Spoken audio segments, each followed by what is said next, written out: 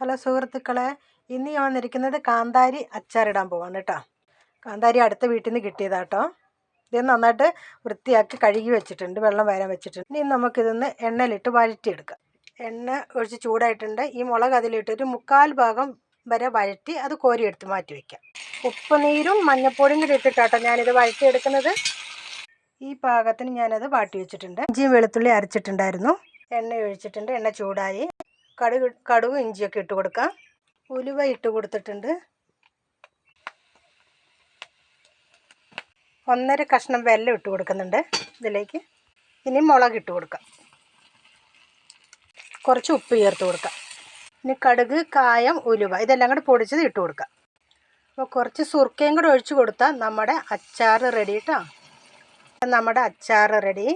അപ്പോൾ എല്ലാവരും ലൈക്കും ഷെയറും സബ്സ്ക്രൈബും ചെയ്യണേ.